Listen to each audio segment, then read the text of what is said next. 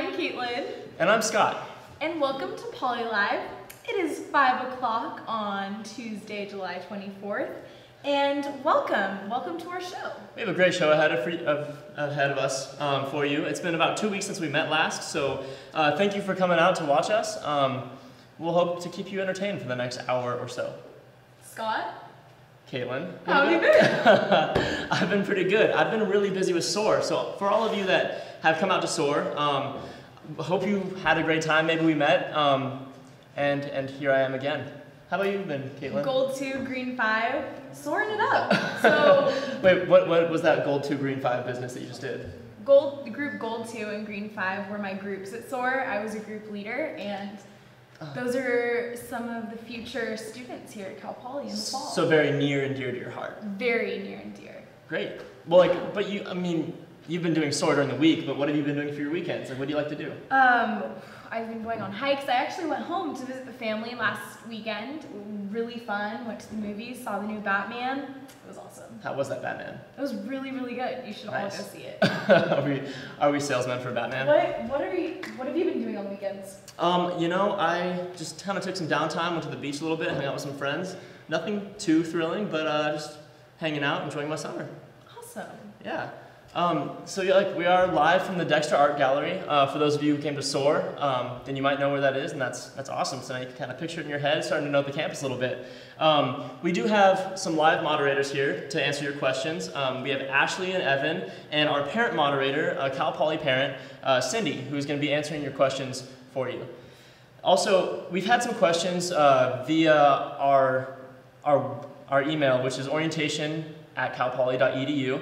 asking about how do we view archived episodes. Excellent, yeah, view archived episodes. So that is by going to orientation.calpoly.edu/polylive, and on the left side there's a menu bar, and you can click archived episodes, and you can scroll down. There's all 3 seasons there, and including the last 2 episodes of our season, which is season 3 of PolyLive.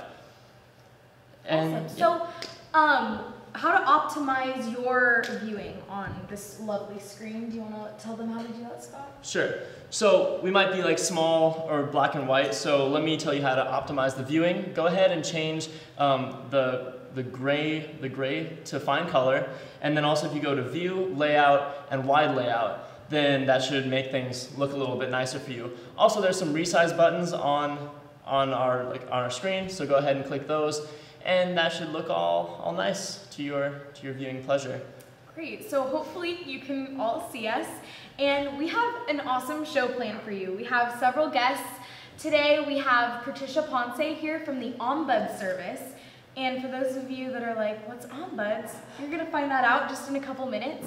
We also have Diego Silva here from Greek Life, and he's here to answer all of your questions that you have about the fraternities and sororities that you are able to join as a student when you get here on campus. So like Scott said before, feel free to ask us any questions you want on your little chat box, and we will answer them throughout the show. So come up with those questions and we can answer them. Yeah, we'll now turn it over to Justin, our correspondent, who's going to talk to a current Cal Poly parent, Dee Dee Johnson. Hi everyone. If you haven't seen the show yet, my name is Justin Bautista, and I work as the field correspondent for the PolyLive web show. And right now we have Dee Dee Johnson, and she's an out-of-state parent, and she's going to help shed some light on her experiences in transitioning her student to college. Let's get a little background information on you and your student. Great. I'm Dee Dee Johnson from both Phoenix, Arizona and Telluride, Colorado. We go back and forth a little bit for a variety of reasons, but I have 3 kids. Peter's the oldest, so there's been a lot of buildup with the first child going off to school. How was your transition, like bringing your student to college? Like, how was that for both of you? I was the lucky one that was allowed to come and move Peter in last year, and it was quite an experience. A lot of letting go on my part, but a lot of excitement on his part. The move-in date was very well organized. Follow whatever directions they give you because the school knows what it's doing. All right, so what are some resources that you and your student have used in transitioning to college? My go-to from the very start was before school started, the VIP page for parents, and then after school started, the parents page on the Cal Poly website. It's very informative, and what I really like about it is that it has links to the other departments when there's a question in need, whether it was a question with finance, housing, academics. It really led me to answering the questions so that I didn't need to burden Peter with that, and he could do his own research, but I could guide him a little bit having found that information on my own. Do you have any tips for parents or students relating academics? Academics is such a forefront at Cal Poly. We've been very pleasantly surprised at the level of learning that Peter is experiencing. Quite an adjustment. It was a big adjustment, and he really learned to take it seriously right from the start. I remember when I first got here, a great piece of advice that I was given was, if your student goes to class, if your student passes the tests, and if your student does the homework, they'll get a C. So it's really about going above and beyond and really becoming involved and really exerting what you know and developing that relationship with the teacher and encouraging your student to, when they have a question, go to the teacher and talk to them. Okay. What about some tips for like maybe adjusting socially? Socially, the week of WOW, from every parent that I have talked to, was probably one of the highlights of their students' first year.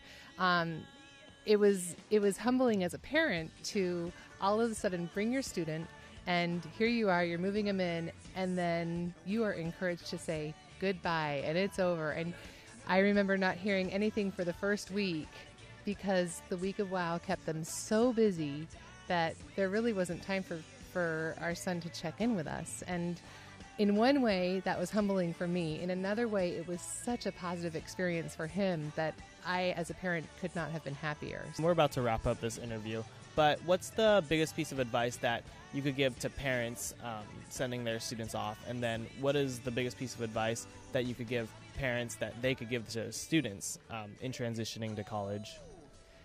So I think the biggest advice for the parents is to get involved with your student's life at school, but behind the scenes. And I think that the parent program that you will be introduced to shortly is a wonderful way to do that, because you really can access any information that you need to encourage, support, and empower your student without having to go through your student. So I think that would be probably my biggest advice to the parents, is to really utilize the resources. In the same respect, for the students to utilize the resources and get involved, because it's such a unique opportunity to have this experience for 4 years and have people who really care about you so much and have your best interests at heart. So to get involved, to start the conversations, to really learn about your environment and where you're at, and take advantage of all the opportunities and the tremendous resources that are available to you. All right. Thank you for being on the show here. So if you'd like to contact Dee Dee, her link or her email will be on the screen, and then it'll also be on the Parents Program website. And the Parents Program website will also be on the screen, as well as a link to the Facebook page, so that you can get all your questions answered. And now we'll send it back to Scott and Caitlin for the rest of the web show. My soul is broken, streets are frozen, I can't stop these feelings, man. Great, and that was Justin. So hopefully you have a little bit more insight into what it's like to be a Cal Poly parent from a Cal Poly parent herself. And now we're here with Patricia Ponce. How are you, Patricia? Hi, I'm well, thank you. How are you all doing? Doing well. Great, good. So you work for Ombuds. Correct. So a day-to-day basis, what exactly is your job? It's the office title is Student Ombud Services, and my role is to be available as a resource to students in helping them resolve any university-related issue that they may be challenged by. And so my role is to help them try and figure out ways to resolve that issue confidentially and informally. Awesome. So what types of issues would a student have to come to see you? I tell students, you know, if you're trying to figure out where do I go or who do I ask, what do I do about this issue, the Ombuds Office could be a good starting point. If the student is unaware of a university policy or how it might apply to their situation, I could be a go-to person to help them figure out and understand that policy. If the student feels as though they've been treated unfairly or they feel as though they're getting the runaround, again, I could be a resource for them to try and help them solve that issue.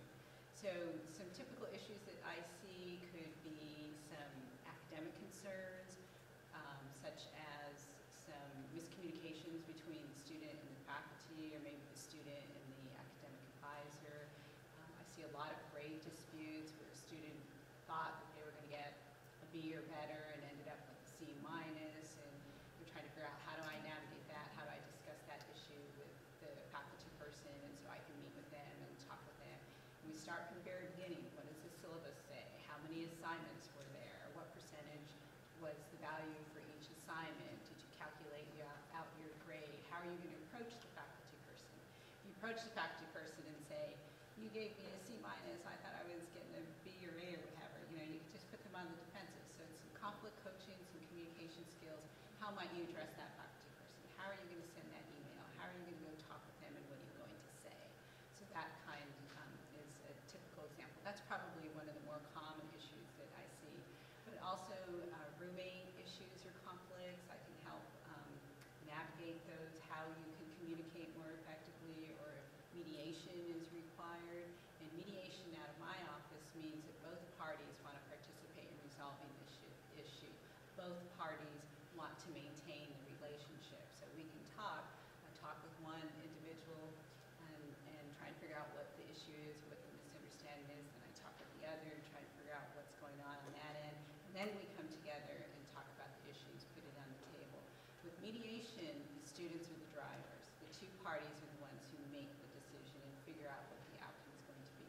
I don't do that. I'm the facilitator to make sure that we have open lines of communication.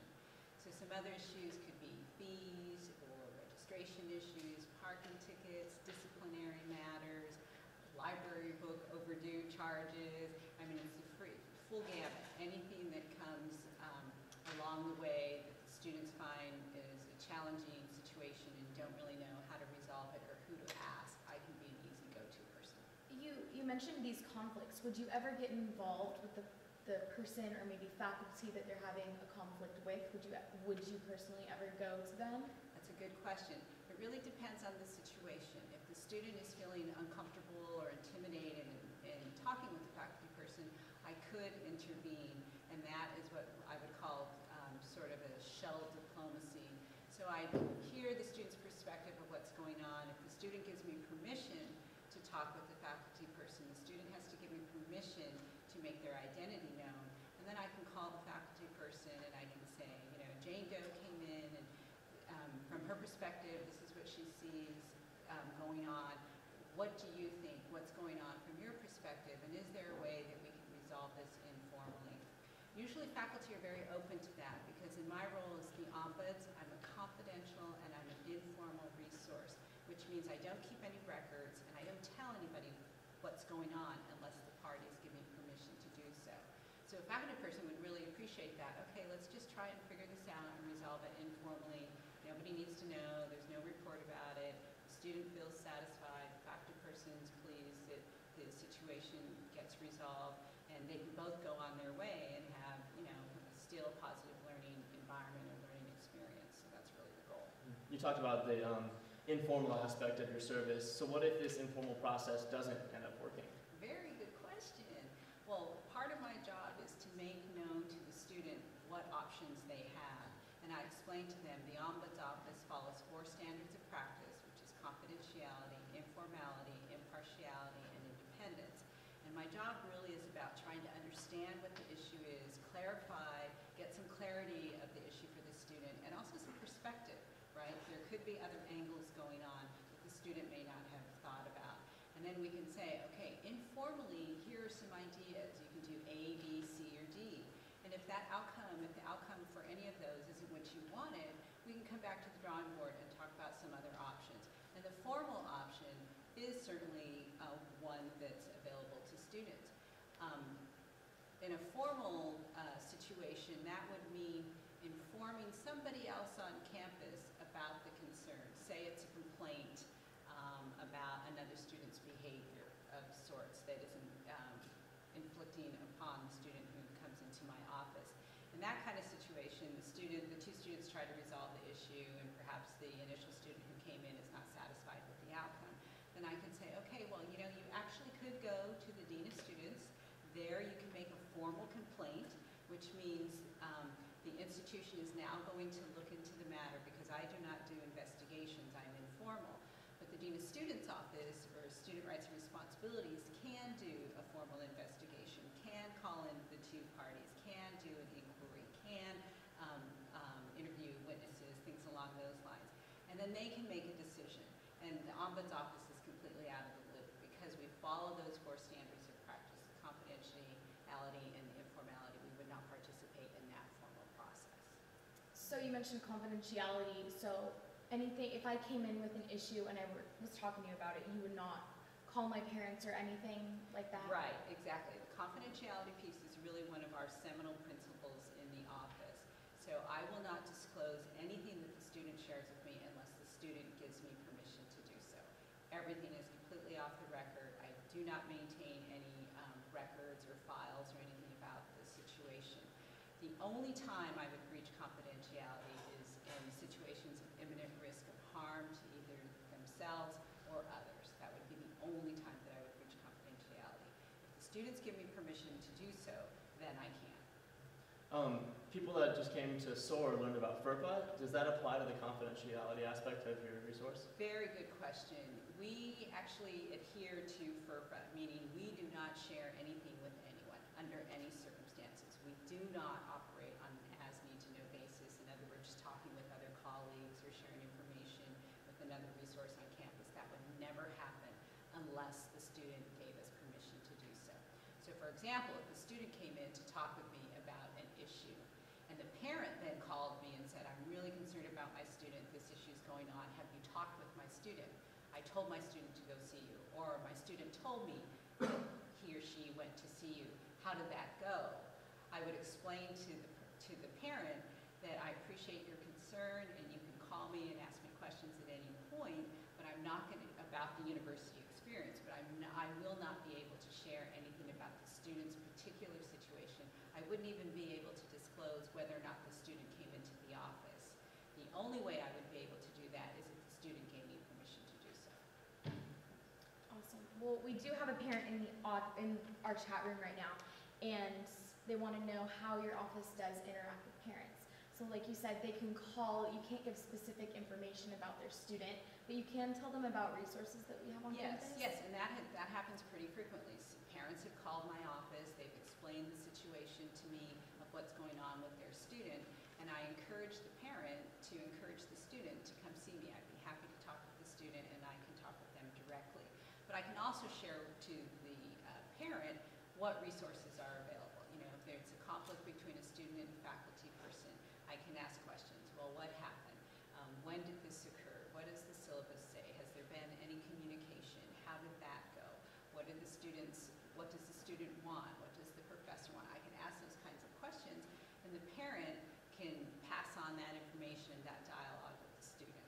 The parent can encourage the student to come, but I would not call the student. I wouldn't say, the only way I would call the student is if I was able to disclose, if the parent said, yes, you can call my student and you can tell my student that you talked with me. Or I would tell the parent the only way I would call the student is by disclosing that you called me, right? Because I couldn't just call Jane Doe out of the blue and say, oh, little birdie told me they're concerned about you. I would have to say, Jane Doe, your parent called me, they're really concerned about you, I'm here, I'm available, I have daily walk-in hours, I can schedule an appointment with you, why don't you come on in and we can chat. And it's completely voluntary, okay, so the student can decide whether or not they want to come in and chat and discuss the issue. And what would a student that has an issue want to bring to an appointment with an ombudsman? Good, very good question. If there are email exchanges, if there are documents, if there are receipts, if they have a syllabus, if it has to do with a course or an academic matter, that's always very helpful.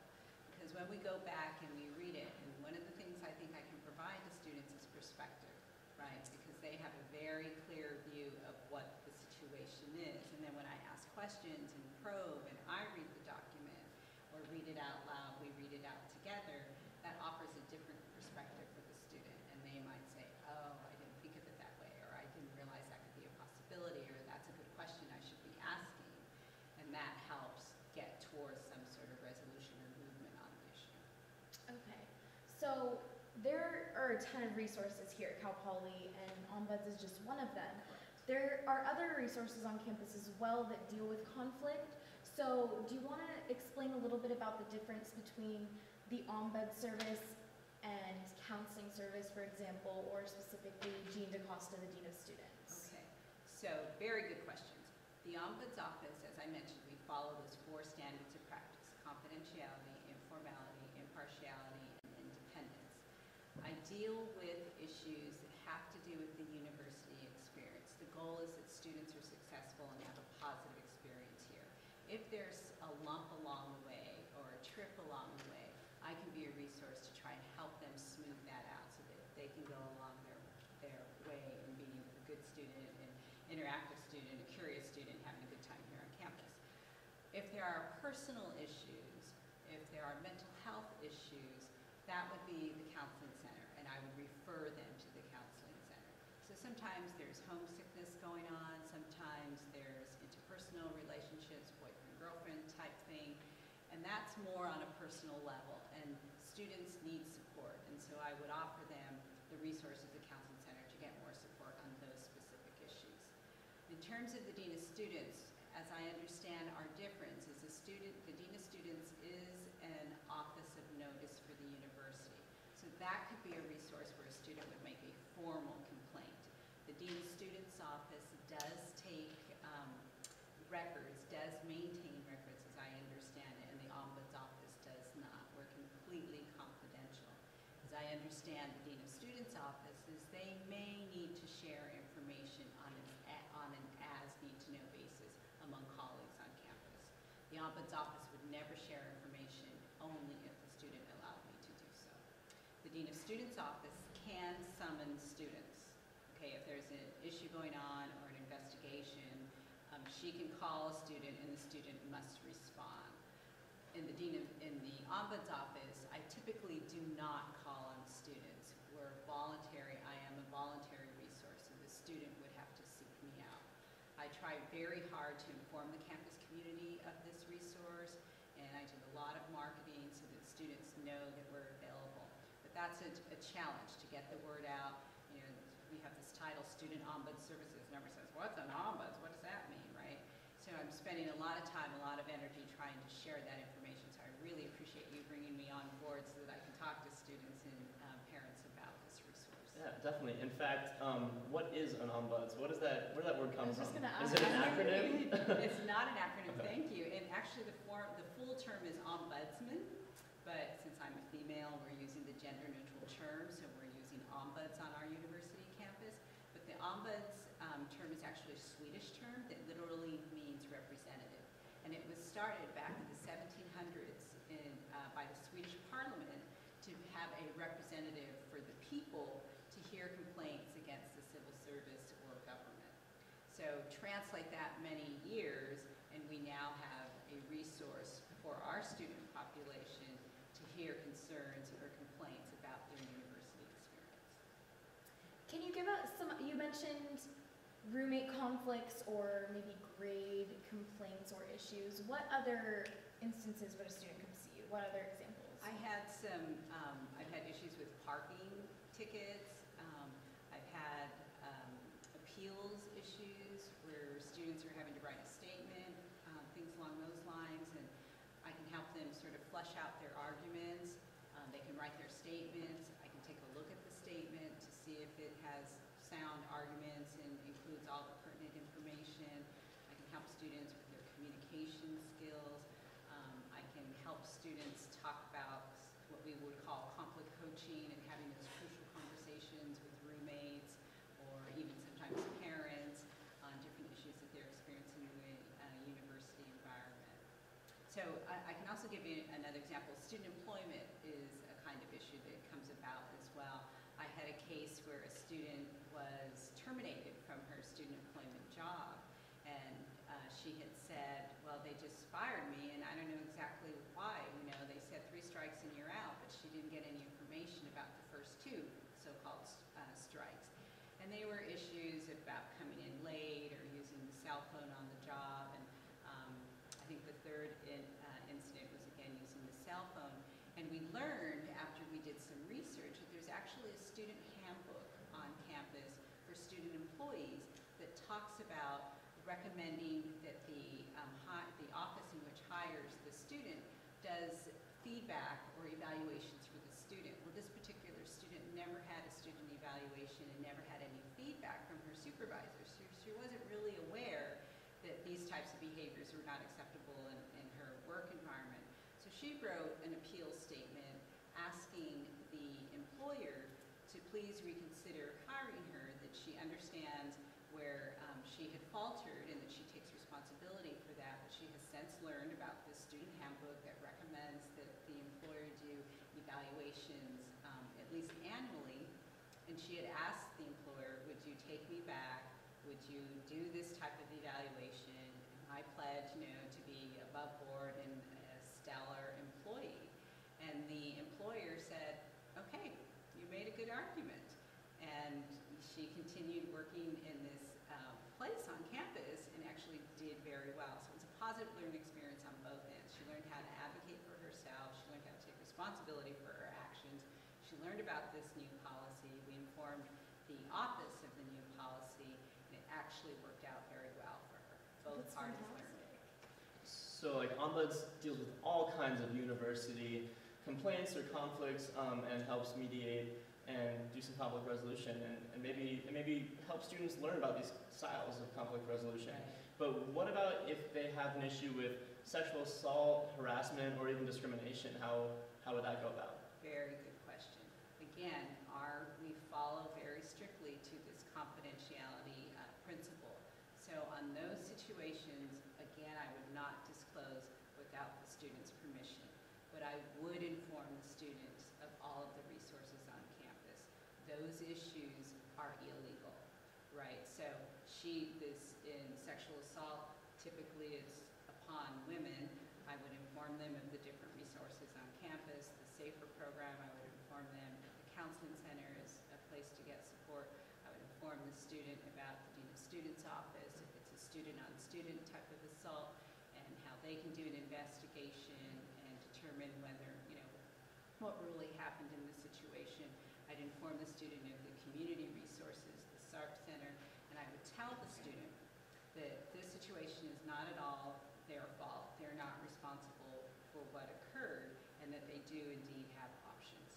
I would not make any decision for them, nor would I report the incident to anyone unless the student gave me permission to do so. And you mentioned that you're located in the first floor of the library. Yes. What time can a student just walk in, or should they make an appointment with you? Excellent. So I'm in the library. I'm there on a daily basis. Serving as an ombuds is my sole responsibility on campus. I work 30 hours a week. I have daily walk-in hours 10 to 12, and I will see students by appointment at any time if that window doesn't fit into their schedule. We also have an email account, ombuds@calpoly.edu, so students can email me, ask a quick question, they can call me on the phone, they can come in and see me. I'm happy to meet with them at any time that works best for their schedule. Great. Well, we're going to move on to a commercial break, but thank you so much for joining us. Again, this is Patricia with Ombuds. So Kaylee, you want to give a shout out to our live? We want to give a shout out to our live audience members today. We have AKS, Amy, Deborah, Aegis, Jacob Johns, John H, Jordan, Kathy, Kay Birdie. Want to get the rest, Scott? Kenny, Mackay, M. Varney, Natalie, Sean, and Slow Scrapbooks. We'll see you after the break.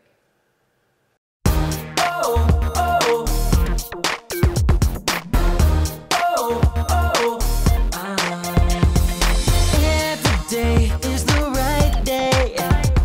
It's easy to understand. is Greek life at Cal Poly composed of? Well, there's 17 IFC fraternities, there's 9 Panhellenic sororities, and there's 10 USFC cultural sororities and fraternities. They all vary by membership, they vary by their focus, what their founding pillars are. And I think there's a fraternity and a sorority for every single person out there. They just have to find it if they choose to. If an incoming student is interested, how can he or she get involved? We have a rush period. It's usually the second or third week of fall quarter. I would advise them to come out. It's very non-committal. It's very informative. They can ask questions. We're always available to them.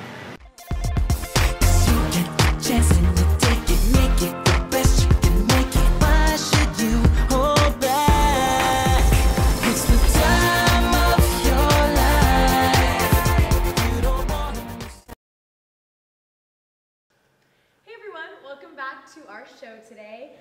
We just had on our show Patricia Ponce from our Ombud service, and you just saw an episode or a commercial on Greek life. But now we have the coordinator of Greek life, Diego Silva, here in the house. Hey guys, and he's going to answer all of our questions about Greek life. So how are you, man? I'm doing all right. Closing out the day almost here. Just stop by, hang out, and talk to you guys for a little bit. Having a great day so far. Yeah, well, that was awfully nice of you to stop by. No problem. Get some information out of you, huh? All right, let's do it. So there's often the question of just, basic question, what do students get out of being involved in Greek life? I guess the best way I can describe it is they get access to a self-sustaining network of students, of, college students that are soon to be college graduates. And something like that allows them to make friends, establish relationships, make connections, and take those relationships out beyond college into their work world, into their careers, some as far as their families and extended families and things like that. And so it's just another way for students to find a self-supporting network of students like them on their campus of a few thousand others. I like that you talk about the campus network, and then beyond that, it can also be networking for after. Yeah, definitely, and you don't even have to be a fraternity sorority member from the same university to have that connection. I meet people from different universities who were Greek themselves, and we share a couple of stories and establish a connection right off the bat. So it's definitely just another type of student network that you can tap into.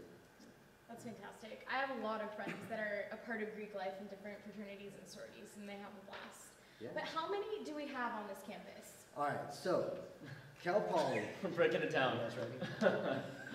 Cal Poly has 34 fraternities and sororities on campus. 3 councils made up of all students govern all 34 organizations, so I'll go down the list. IFC is known as the Interfraternity Council, and they oversee 16 of your bigger, older fraternities, right? The ones that have been around for 100 years or more, well-established networks and long histories and things like that. Then you have your United Sorority and Fraternity Council, known as the USFC, and they govern both fraternities and sororities. And these fraternities and sororities are more, I guess, grassroots-based. They've been around the higher education world a little shorter of a time. You're talking about like the 70s and 80s scene, the growth of these organizations and things like that, very grassroots-based. And then you have the Panhellenic Council, which governs 8 current sororities and soon to be 9 as we're bringing on a new national sorority, Kappa Kappa Gamma, and one of our sororities will be becoming Alpha Epsilon Phi. Oh, wow. So we'll have 9 Panhellenic organizations by the end of the fall quarter. And they are kind of the mirror to the IFC organizations, and so they're also your bigger, older sororities. They've been around, some of them as much as 100 years, some less than that. But yeah, those are the 3 councils. They oversee 34 chapters on campus. And we are different from the professional and business organizations and other academic student organizations that have also Greek letters. That's sorry, I wasn't bored with what you were saying. I just had a technical difficulty. I didn't even see you leave. Oh yeah, super fast on the flash. It was great. Oh Jesus. So we actually have we're gonna delve right into these questions because you see in the media and the movies and stuff about Greek life, fraternities, sororities. We actually have a parent, a Cal Poly mom, Kathy, in the audience today, and she wants to know what the drinking and hazing reputation is at Cal Poly. I mean, to be honest, in 2008, when Carson Starkey died, that has still lived with us, even till today. So a lot of the questions that we do get is the drinking culture still like that? Is hazing still like that on our campus? From everything that I know, Carson's story has really changed the university, and particularly the Greek community. So Is it still like that? I believe not. I think that the drinking culture has calmed down. I think that the hazing culture has definitely calmed down from what it is, or what it was with Carson Starkey. But do I think it still exists in some form or fashion? Yes, both hazing and alcohol abuse. I think that in general in the higher education world, what we're seeing is a lot more of, drinking of hard liquor as opposed to like the 80s and 90s with beer and things like that. And that's one of our biggest concerns. But that is, it still exists, but nowhere near to the degree of what it was in 2008. Right, and Diego, he just mentioned Carson Starkey.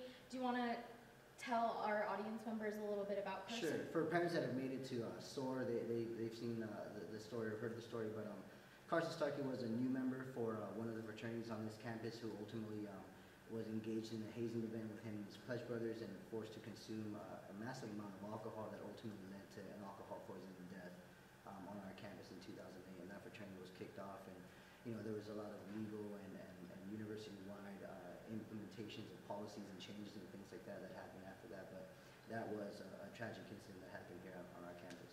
What are some of these policies that has made this campus crack down and maybe make Greek life a more healthy, safe opportunity for students? The policies exist on a statewide and really nationwide scale. You look at things like the Fraternal Information and Programming Group, the FIPG risk management policy, which we operate off of. That talks about proper ways to manage social functions, definitely complete, disallowment of underage drinking and providing alcohol to minors. Hazing, the university and many other universities have an absolute zero tolerance policy to hazing. Anything that is small or large scale will be dealt with quickly and efficiently by the university. And our student organizations are made aware of all that stuff. We also do a lot of education on the front end to try to educate our members on how to make the right decisions in the right time. And really, I think this year what we're doing, trying to be more proactive than just reactive to incidences, we're trying to focus really on bystander behavior and trying to get our students to truly empower themselves to make the right decision when it counts, not when their advisor is telling them to, And that's what we're going to be moving towards this coming year, and that's really what the fraternal world is moving towards on a nationwide scale. So it's kind of like with this zero tolerance hazing policy, empowering these maybe potential new members of fraternities to maybe report issues that come up and like be able to see those issues. Yeah, education and empowerment to have them act on on a situation in the right way, whether that means reporting, engaging in it themselves, stopping, having a hard conversation with a fellow fraternity or sorority member who's maybe not doing everything to uphold the values of the organization. All those things is, the best thing we can do is educate our students and give them the tools to make the right decisions. And so that's really what we want to focus a lot of our resources and energy on. Yeah, I mean, my friends that are in Greek life, it's so much more than the stereotypical partying and drinking all the time. There's philanthropy events, community service, along with many others. Yeah. But we have another question from our audience. Kenny heard that Cal Poly is a dry campus, but he heard that the newest apartments, you can bring alcohol. What is the deal? What's the real deal? I believe we're talking about Poly Canyon Village, and I would definitely advise all parents and students to visit the University Housing website and really speak to someone from University Housing. I don't want to misquote anybody, but from what I know, at Poly Canyon Village, students over the age of 21 are allowed to have alcohol, but all people living in the apartment must be over the age of 21. So if you have just one student that's under the age, you're actually not allowed to have that privilege. And beyond having a small amount for yourself, there's definitely no allowment of like big get-togethers or anything like that at any university housing. Going off that, I was an RA a couple years ago, and the policy hasn't changed. So it is a dry campus unless every person living in your apartment is over 21. Actually, another audience member, Natalie, wants to know, is there a Greek row like many other universities? Like, where are all these houses located? Unfortunately, we do not have a Greek row, but many of our fraternities and sororities do have their own houses, but the university has no connection to the properties that hold fraternities or sororities, right? Not all fraternities or sororities have a fraternity or sorority house, but some do. And they're located generally around the campus area and neighborhoods. There's small pockets where there are maybe 2 or more Greek organizations that have houses, but other than that, there's no necessary there's no planned location of all these places. They just kind of, as the real estate market opens up new properties and takes others, and opportunities are made and purchases are made. And so what if an incoming freshman wants to rush? How do they rush for a sorority or fraternity? Easiest answer, greeklife.calpoly.edu. If you go onto the website, on our main page, we have 3 buttons that are for recruitment for each of the councils. I definitely advise every student to look through the buttons. You know, you can visit the chapter websites, and Panhellenic has their forms that you can fill out to register for recruitment. IFC and USFC will also be having simpler versions of those forms on the website to sign up for recruitment and things like that. But cost of membership, dates of recruitment and recruitment week and recruitment events, contact information for the chapters. You can all go through the website through our recruitment buttons, and you can find all that contact info. Or you can go down to the Contact Us link and then just find myself or Renata Campbell, our USFC and Panhellenic advisor. And when do students rush? Generally, all 3 councils hold recruitment in the first week of fall quarter or within the first 2 weeks of fall quarter.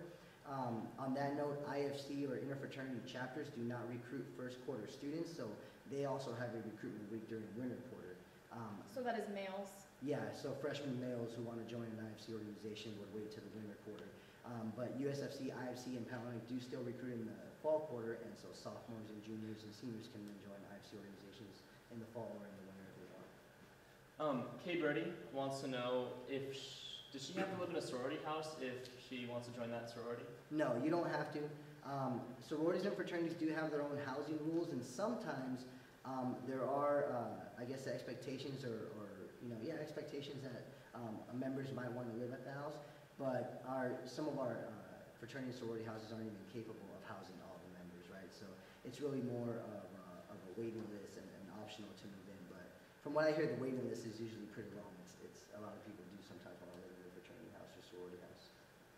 And how big are your sororities and fraternities? Like, how many people are in them? All right, are you guys ready? Because the numbers jump all over the place. I'm ready. Are you ready? Yeah. Here we go. Our Panhellenic organizations sororities. Our Panhellenic sororities are all at about 165, 175 members, and that's 7 of the 8 are at that number, and one of them is about 50 to 60 members. And you know, they just choose to be that big, and so they operate that way. They all have a more systematic and organized way of recruiting, so you know, they're able to ensure more equal numbers across the board. Our IFC fraternities, the average fraternity size is 53, but our organization size range anywhere from 20 up to 140. So as you can see, amongst the 16 organizations, it varies by size. 53 is the average, but you have some that are plus 100, and you have some that are below 40 members or so. And our USFC chapters are about 20 to 30 members each, and that's just the nature of their organizations. They like to be smaller and operate in smaller terms and all that stuff. So that's kind of the range that we put on the organizations from roster collections and things. Overall, 2,200 students at Cal Poly are Greek affiliated. That's pretty cool. It seems like there's a wide range that you can choose from, like whatever you would like to do. If I want like that tight-knit family, I might go for the 20. So that's interesting. We talked a lot about social fraternities and sororities, but let's talk about what's the difference between a professional fraternity and those social organizations. All right. Well, first thing we should know is I actually have no direct jurisdiction over the academic-based Greek organizations or professional or all that stuff. I only oversee these social organizations, which means that they come together to network and to meet people. From what I know about the academic societies, they are college-based, so you know, if you're a business student or an agriculture student or something like that, there might be a Greek letter organization that kind of applies to your college. You can join the organizations. Some of them are somewhat similar to social Greek organizations. Some of them are more of just regular student clubs and student organizations, only by affiliation. What I can say is that you can have a dual membership in terms of being a part of an academic-based Greek letter organization and also a social-based Greek letter organization. The only thing that I believe you cannot do is have dual membership in that realm, or definitely not dual membership in social Greek organizations. But yeah, they're not necessarily seen as the type of Greek organizations that I oversee. Now, is preference given to students who have had parents in sororities and fraternities in the past? We're talking about legacies now. Legacies. Yes. Preference, I wouldn't say necessarily that, but definitely a foot in the door. You know, if my dad was in a fraternity and I wanted to join the same fraternity as my dad, yeah, there's definitely a value to be found in recruiting members who have a family history in that organization. In California, it's not that prevalent as it would be like in the East or in the South in terms of the amount of legacies. But yeah, every organization values a legacy as a member of their organization, so they would be highly enticed to try to recruit that individual. If you had one thing to tell parents about Greek life, make your sale. Parents, you guys, I'm trying to make my message. I know, I'm not laughing. You do your thing. Now, I would say, you know, fraternities and sororities, just like almost anything in college, is worth checking out. You know, accessing a self-sustaining student network, like I said earlier, is one of the most valuable things I did in my college experience, right? And some of those people are my friends now and probably for the rest of my life. That can happen in a fraternity or sorority most likely, but it doesn't mean it can't happen anywhere else. So my best suggestion is find a group of people, an organization, a cause, a movement, something to be a part of so that you can create those relationships with other people. I can't say that being a part of a fraternity or sorority absolutely makes that happen and creates that environment, but they're not the only ones on our campus. For me, it was my fraternity experience. For another person, it could be a club sport, you know, whatever it may be. But absolutely encourage your student to at least, you know, take a walk through the UU Plaza and check out all the booths and meet people and ask about student organizations and try to find something that appeals to their passions and their purposes in life. So you're saying, like, students, go find your niche, and Greek life just might be that thing. Absolutely. It does cost a little bit, though. How much does it cost to actually be a part of a fraternity or sorority? Yeah, good question. So again, it ranges, right? The three councils are different. Our USFC, United Sorority and Fraternity Council, the dues average from anywhere about $50 to $100 per quarter. Our Panhellenic organizations will average anywhere from about $280 to $360 or so per quarter. And our IFC organizations, our fraternities, will average anywhere from about $220 to $320 or something like that. It really depends on the organization. You know, the amount that you pay for your dues will get you an amount of resources and things back, right? Some organizations include t-shirts for certain events. Some include insurance and things like that, operating funds for social get-togethers, philanthropic events, all kinds of other things that just cost money to kind of keep running a fraternity or sorority.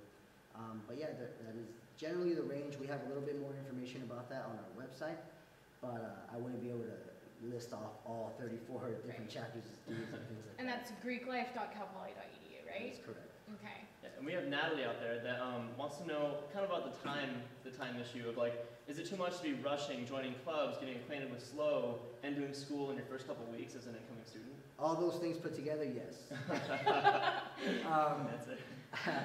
Yeah, it's definitely a time commitment, right? You can't just kind of go in and that's it. Generally, your fraternity or sorority will have the basic membership requirements, which are, yes, paying dues, attending chapter meetings, attending mandatory events like philanthropic and community service events. Social functions tend to be optional all the time.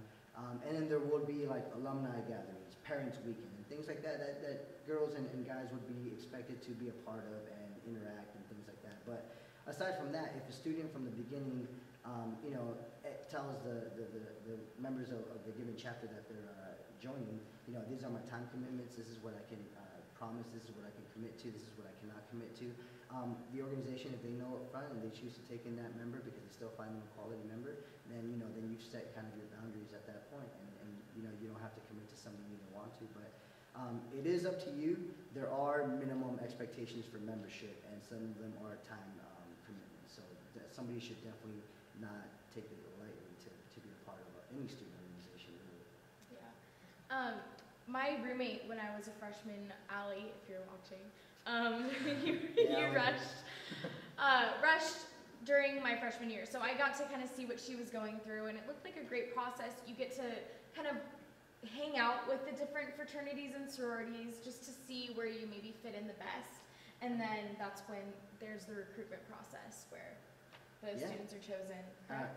The bare structure of recruitment is that you have an opportunity to mingle and meet with every organization that is of interest to you, and slowly but surely you begin to decide and you find each other. You know, the fraternity or the sorority are doing the same thing on their end. They're meeting people and they're talking to themselves about who they meet. Do they like the person? Do they fit with our organization? The student, on the other hand, should definitely be doing the same thing. Checking out as many organizations as possible and asking themselves if that organization fits with their personality, who they can see themselves being friends with. And ideally, ultimately, we match them up right at the end of recruitment week. And on our website, there's a list of all of the sororities and fraternities, and they have their own website, so if you're interested or have heard about any specific sororities or fraternities here on our campus, you can definitely check that out online. Yeah. Also, one thing that I really like about this campus that's worth noting is that Greek life, it isn't non-existent and it's not super huge. It's a very even level, and if it's there if you want to be a part of it. And so it's very much what you make of it when you come to Cal Poly. And so I actually rushed a fraternity my freshman year, and I was a member for about a year, and then I found other things that I wanted to get involved with. So I found my niche and I moved off. But yeah, it's great. We have a very healthy sized Greek community for a CSU university, and here at Cal Poly, I mean, it's definitely definitive of our population. It's a good niche for our university. Well, Diego, thanks for being here. And Thank you guys for having me. Yeah. This is probably the funnest thing I've done all week. Oh, it's Tuesday. But yeah, thanks, and definitely go visit that website, greeklife.calpoly.edu, and you can even email Diego if you have any questions, or like us on our Facebook page, and we can get back to you as well. But we're going to go to a commercial break on the Kennedy Library, so we hope you enjoy it. We'll see you in a few.